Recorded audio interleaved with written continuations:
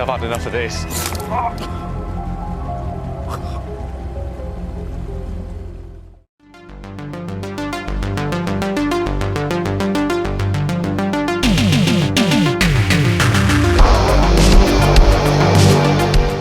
We are talking Island of the Dolls from 2023, and this is directed by Jack E. Bell, who directed Dinosaur Hotel 2.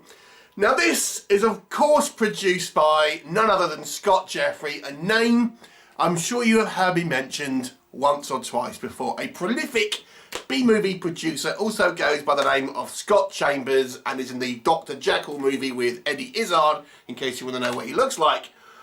And he produces a hell of a lot of low-budget movies.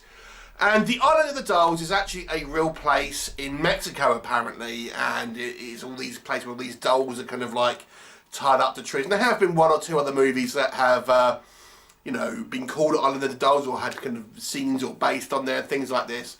Anyway, this one, if you are expecting a killer doll movie, then look elsewhere, my friends, because this is not it. This is kind of just a haunted little girl movie, I guess you want to say.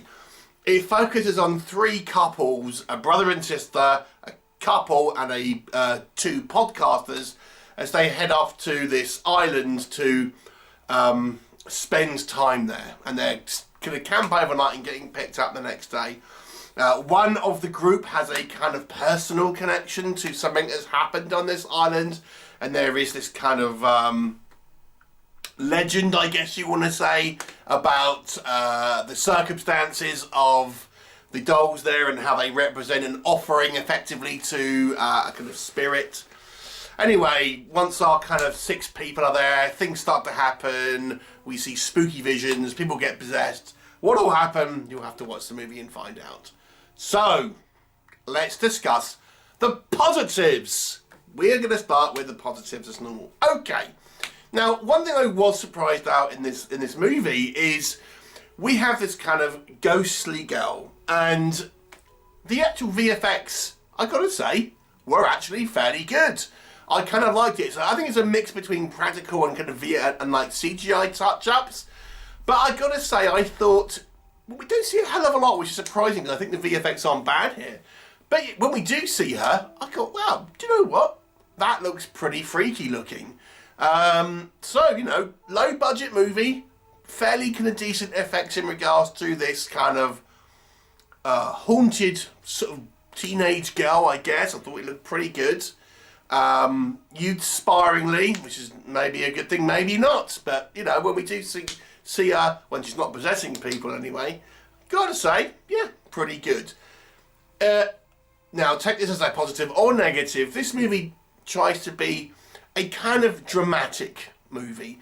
So if you like a bit of drama, you like a bit of, you know, personal kind of sacrifice and all that kind of stuff, you know, it tries to have a dramatic edge to it. It's trying to be more of a, you know, emotive and feeling based and sort of, you know, personal relations in regards to some of the characters.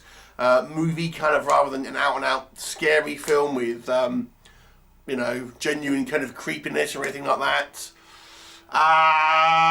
There's some okay sound effects, and I suppose it's shot okay. Man, but let me tell you, this one, this was one of the worst Scott Jeffrey movies I've seen in recent years, and his track record ain't great to start with. Let me just tell you. Oh boy. Okay. Where to start? Right. Let's start with the casting. So we got these 6 couples. Sorry, 6 people. 3 couples. We have a brother and sister who seem like diametrically different people. We have our kind of our female who is got that received pronunciation, quite kind of like seemingly well educated, you know, what comes from a well-to-do background. The guy is this kind of cockney geezer who's got his like hoodie up and he's smoking a joint, and it's just like, these people do not look like they are brother and sister. And they even mention that they're kind of travelling the world, living off their their family's kind of wealth. It does not, the guy especially, does not seem like he has anything to do with kind of that family.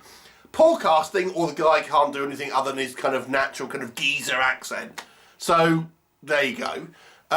Let's talk about other accents. We have our main couple, this kind of boyfriend and girlfriend. The girl, who is our main character, I have to he comes across as being written as being quite unlikable, quite kind of antagonistic to people, and not a good arc, I have to say, considering she's the main character.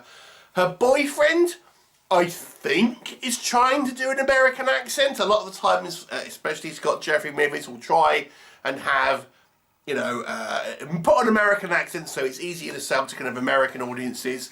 But I just couldn't tell if this was meant to be an American accent or something else, because it just veers so kind of like all over the place. And then we have our podcasters who are horrible actors.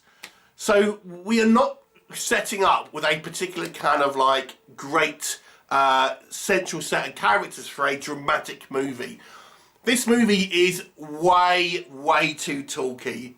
You know, if you came here looking for dolls, if you came here looking for ghosts, scares, horror, you know, intrigue, what you're going to get is people who for the most part can't act very well, with poorly written dialogue in lots of talky scenes. That is what this movie is about, with a few flashbacks here and there. Oh my god, this movie was dull. It is dull. I mean, you have this, we'll come on to the island. You have this kind of great idea for a kind of spooky kind of setting, right? And what do? We sit around with people having like terrible dialogue sequences that are delivered poorly, written poorly, and are quite frankly boring. Oh my god. The kind of supernatural elements are few and far between, and then we do have this kind of quite cool looking ghost character, and then she just possesses people. Oh great, so that's the end of that kind of visual. Brilliant. Okay, so we get a bit of dark eye makeup on a couple of our cast. Woo! There is one kind of extremely silly doll based kill. I put it at the front of the video. Oh my god. The doll. Right, so this is meant to be off Mexico somewhere, at least the actual places. It's obviously just the countryside in England with a few kind of like bird, like foreign sounding kind of like bird tweets and things like that to make it sound more tropical and stuff. Jesus. All the dolls look like really modern. Oh god, it's so bad. You know, I try to be sort of somewhat fair if I can, but sometimes these you get these movies that are just terrible. And they're threatening to have a sequel to this one. Of course they do. This movie is nothing. It's nothing to this film. We've got horrible acting, horrible story, horrible characters, very little kind of VFX, no kind of atmosphere or anything like that. No kind of taking advantage of the idea here. Boy. I mean, you know, wake up in the tent. There's all these dolls standing around. That doesn't happen. There's not a scene like that. What a waste of an opportunity. I mean, come on. This is just poor, even for a Scott Jeffrey movie. This is a 2 out of 10. Have you seen it? What did you think of it? Please do leave me a comment, and I'll look forward to seeing you next time. Bye for now.